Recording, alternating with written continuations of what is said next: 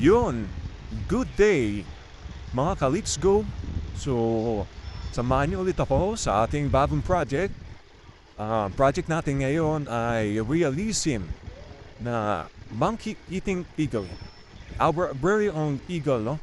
So, dito sa part na to, nag-start na ako mag-build up no shadow sa bandang mukha niya, especially dun sa mata.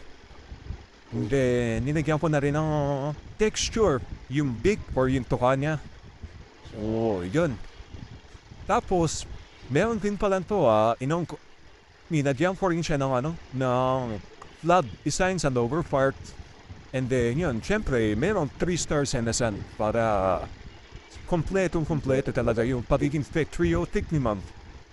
So, yun.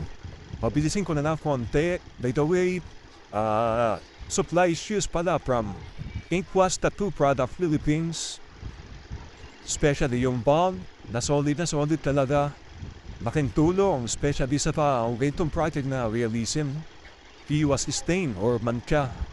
So, ito nga. Medyo patapos na tayo rito sa part na to. Nag-start na akong mag-highlights, no? From top to the bottom tayo. Ito yung ginagawa ko, especially for highlights na. Yun. Masakit na part, ang pinaka-favorite na part ng mga client natin. Dito talaga sila napapasak lolo. No?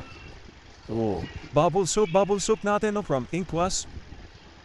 Yun, punas-punasan natin. And then, 3, 2, 1. Yun, ito na ang ating finished product, mga ka-Let's Go.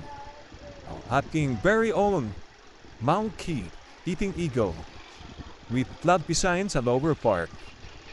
Yun, thank you. Sana nagustuhan nyo. Shoutouts lahat ng mga fans. Bye!